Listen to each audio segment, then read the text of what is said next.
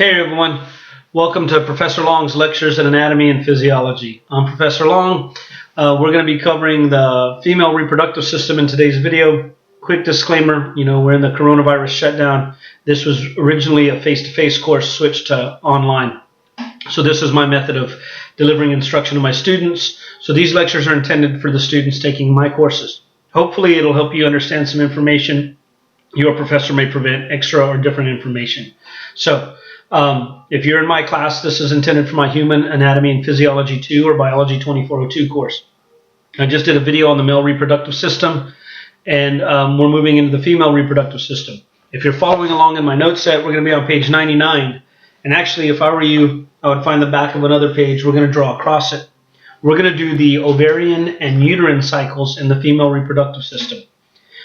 Females have 2 monthly cycles that go on. One is in the ovaries, one occurs in the uterus, and they are coordinated by some hormones. This is all really important stuff and will provide a good foundation for many of the things that you're going to be doing in your future as allied health science students. So, as you guys know, when we look at the brain, we have the hypothalamus and the pituitary near the middle portion of the brain. The pituitary gland, the hypophysis, is one of the master control organs that has an effect on a number of other endocrine organs and controls their functioning or influences their functioning. The same is true for the female. So if we were to draw the hypothalamus here and the infundibulum and the pituitary, I'm going to draw anterior on this side for the pituitary. This would be posterior. As you should be aware, there's a group of cells up in the hypothalamus that can secrete hormones into the anterior pituitary. Those hormones will enter a group of blood vessels called the hypothalamo-hypophyseal portal system, and those cells, or that hormone, will come out and bind to 2 different groups of cells. One group of cells, just like we did in the male, when they receive this hormone from the anterior pituitary, which, by the way, the hormone in the anterior pituitary that's going to be secreted is going to be GnRH, which is gonadotropic releasing hormone. I'm just going to put RH for releasing hormone, because we covered it in the last video. Gonadotropic releasing hormone at one level of concentration or at one frequency of pulsation will cause some cells in the anterior pituitary to release FSH. As you guys know, FSH stands for follicle stimulating hormone. And as I stated in the last video, this hormone, that's my abbreviation for the word hormone, and H with an R, that this hormone was first discovered in females where it affects the ovarian follicle. Now, before I go any further and draw anything else up here, I want to do one thing. We're going to draw the uterus down here. And we're going to draw the endometrium, or the lining of the uterus.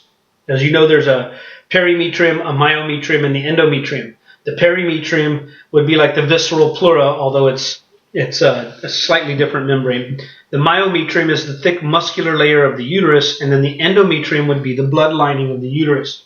So the endometrium itself has 2 sublayers. So we're going to cover a 28-day cycle, because that is the average length of the female menstrual cycle, is about 28 days. It can be shorter, as short as 24 days. It can be longer, up to 36 days. And there are other things that can alter that, stresses and other things on the human body. But for the most part, we're going to cover the 28-day cycle. We're going to average it out.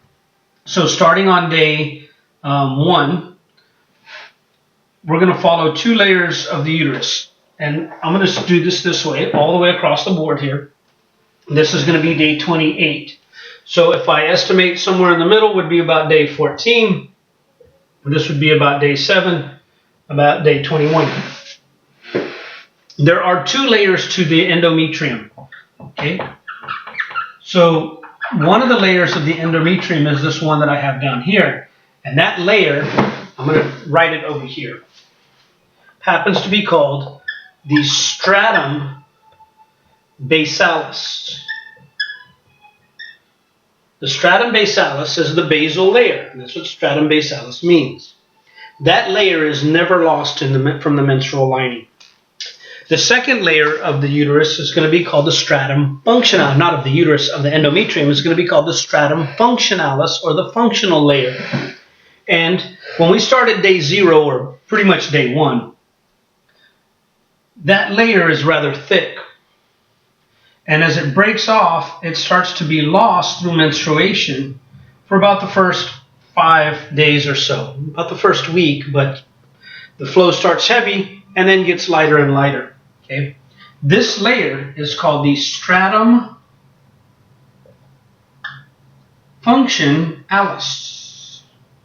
I know you can't read that the way it's written on there, but you got your textbook and you got your notes. So the stratum functionalis is the functional layer. The uterus is actually going to go through 3 phases of the uterine cycle. This phase is called menses, or menstruation. That is the loss of the stratum functionalis. It breaks off and is literally what we call sloughed off and lost, and slides through the vaginal opening and is lost. Now, what we're going to do down here at the bottom is going to be the uterine cycle over these 28 days. What I'm going to do up here is going to be called the ovarian cycle. And for about the first week or so, the ovarian cycle is kind of quiet and inactive. So I'm going to draw 2 ovaries, but really it's going to be the same ovary. Maybe I should draw one really big one. I'm going to do it twice. Okay? So up until about day 14, we have an ovary here. As you guys should know, within the ovary are these very small structures that have an oocyte in them called follicles. There's primordial follicles, which are sort of the, what's the word I'm looking at? Man, I can't think of the word. Anyway, stem cells. They're like a stem cell. They're a primitive state of the follicle and the oocyte within the follicle. And as you guys should know from what we did earlier in the semester, we usually have these little tiny follicles all over the uterine wall. And they're inside a structure. Inside of the follicle is the cell called the oocyte. The oocyte is the egg cell. Now, the oocyte has to go through several stages of development. And actually, when a female is born, unlike males who are producing sperm all the time once they hit reproductive age, females actually produce they produce all of their follicles prior to birth. Somewhere on the order of between 100 and 400,000, depending on which book you read and the estimates. But, you know, quite a great number. Now, if you count the number of female menstrual cycles in a year, 12, times the number of years that a female is reproductive, let's say 40 years, from 15 to 55 when a female hits menopause. You do the math, you need about 480 eggs. Females are born with hundreds of thousands of eggs, way more than they need in these little follicles. Now, the follicles go through similar development like the sperm did. From a spermatogonium, we went to a primary spermatocyte, a secondary spermatocyte. The oocyte goes through a similar progression from an oogonium to a primary oocyte, a secondary oocyte, and then to a fully mature oocyte that's ovulated. One of the differences is in a female, the oocyte becomes suspended in the first round of meiosis, somewhere between that primary and secondary oocyte.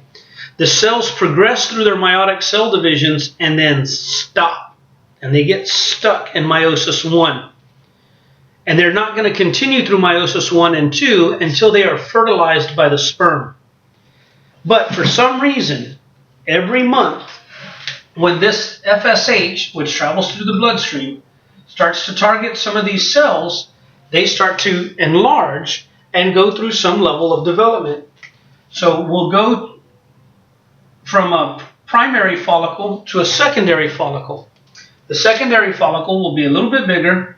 It'll have the oocyte inside of it, which is also still getting bigger. And there will be a group of cells wrapped around the oocyte and some lining the inside, but there's a lot of space. The egg is like floating in fluid in there. Now, FSH causes this process and it will increase the process of maturation until the oocyte and the follicle get really large. And the oocyte gets really large, and we call this a tertiary follicle or a Graafian follicle. We have a primary follicle.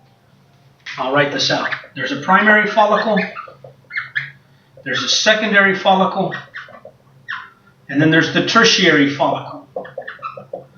If you're not aware, the word tertiary looks like tertiary. It means the third level or third degree of development. It's called the tertiary follicle. The tertiary follicle we've also called the Graafian follicle. Well, one of the key signatures of the Graafian follicle is that the cells that wrap around the oocyte also begin to attach to the cells wrapped around the inside lining of the follicle. There is some fluid in there called follicular liquor, but essentially we go from a primary follicle to a secondary to a tertiary follicle, and all due to the hormone FSH. Now, FSH is called follicle stimulating hormone because it stimulates follicle development or follicle maturation. The follicle is maturing from primary to secondary to tertiary or Graafian follicle to where it's ready to ovulate an egg that's ready to be fertilized. Now, one of the interesting things is FSH stimulates the body to release another hormone. That developing follicle is going to release another hormone called estrogen. And one of the things that happens as the follicle begins to develop is estrogen will target the endometrial lining. And as the egg is being ready to be ovulated, estrogen causes the stratum functionalis of the endometrium to begin rebuilding. At this point, we call this the proliferative phase. To proliferate means to make more of yourself, and that happens up until ovulation. So it is getting thicker and rebuilding. It's the rebuilding of the endometrial lining of the stratum functionalis. Now, at one level, estrogen will feed back and shut off FSH and estrogen production, and then their levels will start to decline. At that point in time, though, this second group of cells up here will start to receive the the gonadotropic releasing hormone, and those cells are going to secrete estrogen. No, they're not. They're going to secrete luteinizing hormone. My goodness, I was looking at the board. So, at another concentration, FSH production stops, but then LH, or luteinizing hormone,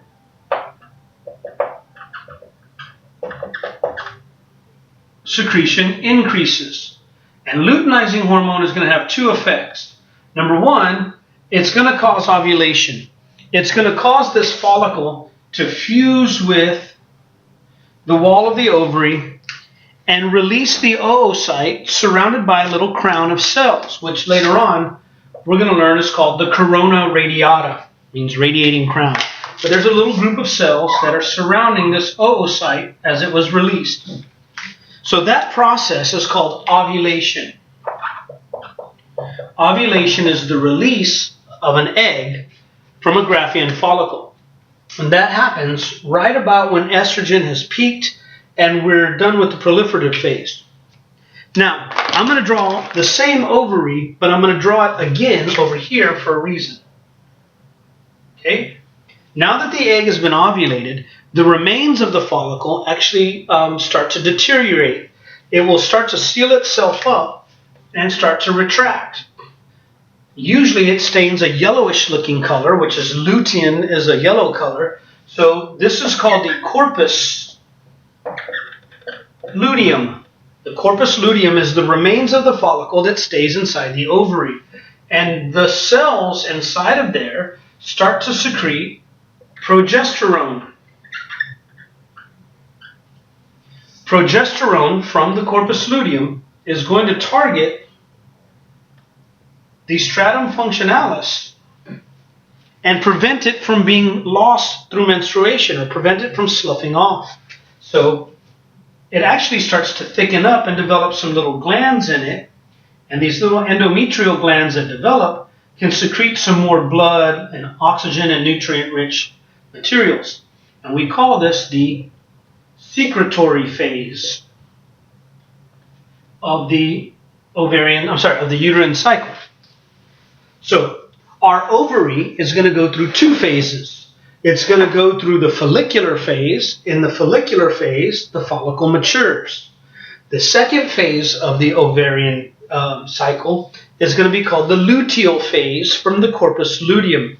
During the luteal phase, the corpus luteum will produce progesterone, and that's going to target and stimulate the stratum functionalis to enter the secretory phase, where these glands begin to secrete a little bit more nutrients and stuff, and we make a very oxygen and nutrient-rich blood supply, so that if the egg is fertilized and makes it through the fallopian tube, it has all of these nutrients and oxygen to survive all the development that it needs to undergo. Rapid mitosis, rapid growth and development, which is high energy.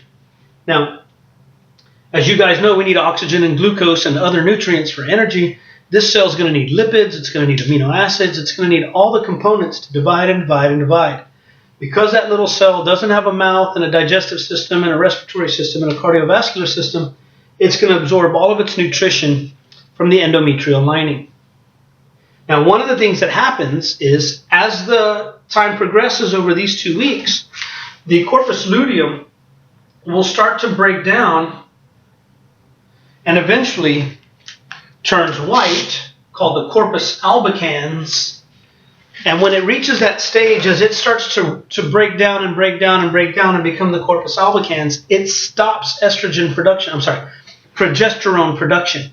When we cut off the progesterone production, there's nothing to prevent menstruation. So when LH and progesterone crash, that kicks off the menses phase. And after about 5 to 7 days, the follicle starts maturing for the next month due to FSH levels rising, which means estrogen is going to rise, and we'll get the proliferative phase in the endometrium. And then when estrogen and estrogen and FSH peak, then LH and progesterone, LH will spike, causing ovulation, and LH will also target the corpus luteum, I didn't put that on here, and try to maintain it so that it can secrete progesterone to prevent menstruation while the egg is making it through the fallopian tube. And if it's been fertilized, it will implant. Now, once fertilized, the developing embryo will secrete hormones from a structure called the chorion, which becomes the placenta. There's one of those hormones is called human chorionic gonadotropin, and human chorionic gonadotropin helps maintain the corpus luteum throughout pregnancy, so a female does not menstruate during pregnancy. Okay, we'll talk a little bit more about that during development. So you guys need to know this. Okay, you need to know the hormones. FSH targets the follicle, and during the ovarian cycle, the follicle matures from primary to secondary to tertiary or Graafian. As it's maturing, it secretes increasing levels of estrogen. Estrogen will target the endometrium. At this stage of the game, the endometrium has completed menses and is starting to proliferate or rebuild. Estrogen causes that. As estrogen and FSH start to shut down and decline, LH spikes and causes ovulation. LH also stimulates the corpus luteum to secrete progesterone. Progesterone targets the endometrial lining and keeps it in the secretory phase for up to a couple of weeks. If pregnancy doesn't occur, then as the corpus luteum breaks down, LH has already dropped, progesterone levels drop, a female menstruates and starts over. So, now we're going to talk about some more hormones, human chorionic gonadotropin, human placental lactogen, and some other hormones when we do development. So now, I hope you got all that information down. I hope that picture makes sense to you. I hope that you can draw this out and explain it to somebody else. Everything that I told you is written verbally on page 100. It goes over menses, or the menstrual phase, talks about what happens, talks about the follicular phase, and it talks about the secretory phase, and for the ovary it talks about the follicular and the luteal phase. All of this terminology is in here. All the information is there. It does say at the bottom, if fertilization of the oocyte occurs, then human chorionic gonadotropin can also maintain the corpus luteum so that menstruation does not occur.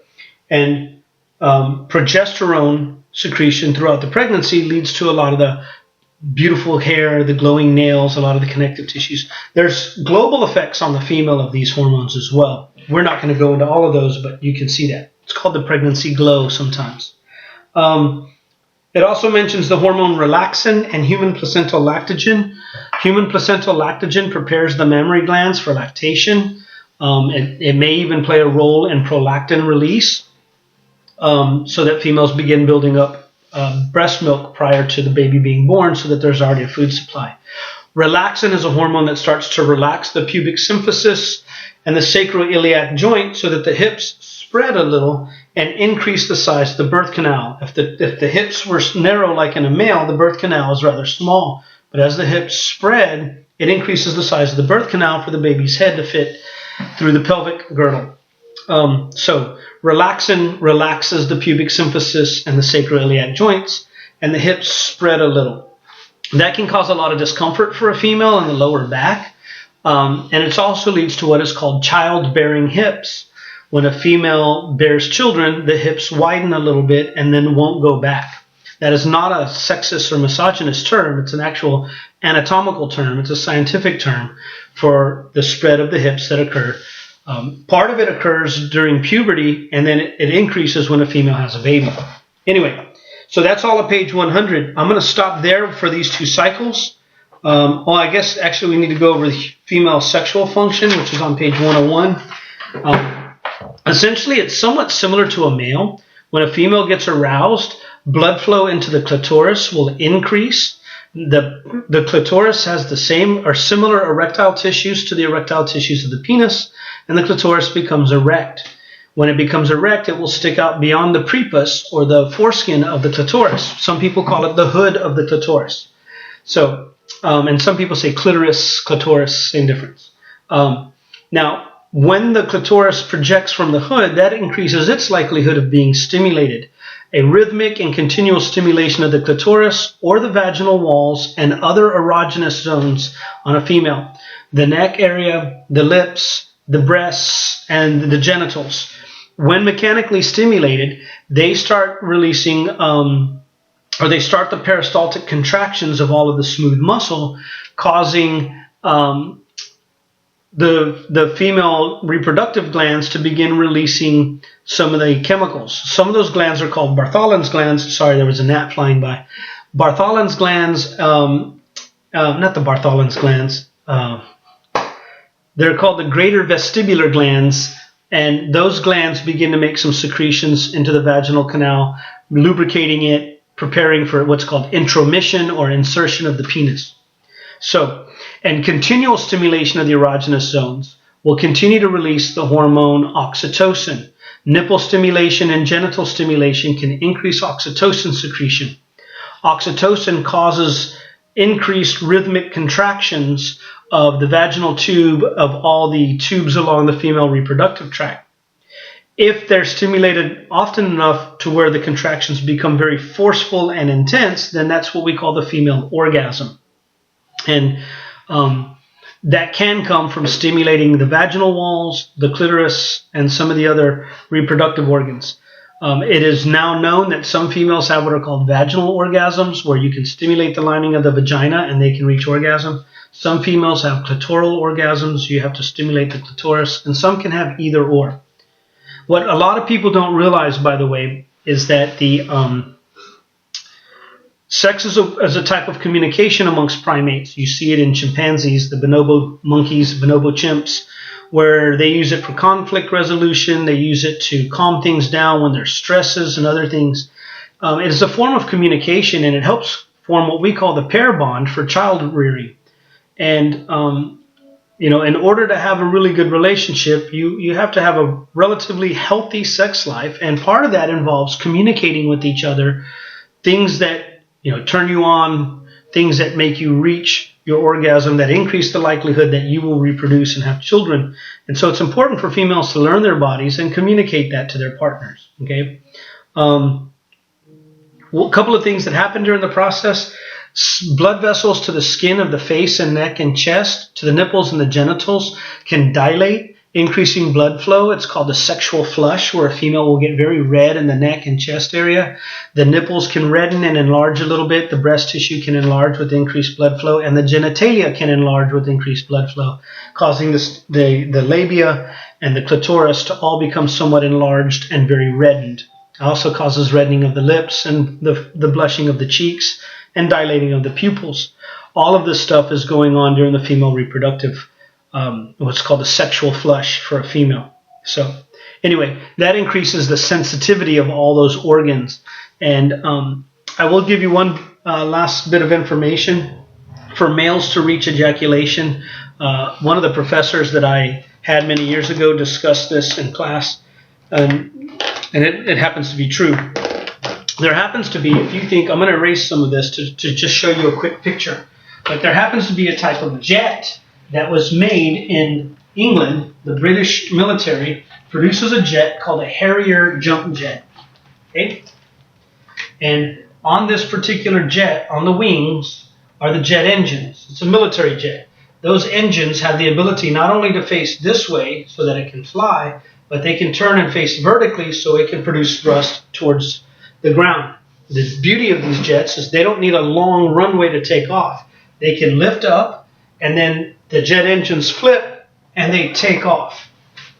And it was once described to me that is how the male reproductive system works. When it comes to reproduction for a male, all you have to do is say, I'm interested, and boom, they can rise up and take off and reach ejaculation before you know it. Where a female is like a traditional jet, in the sense that they need a very long runway to create liftoff to reach orgasm. That long runway is sort of the foreplay and all of the things involved in that.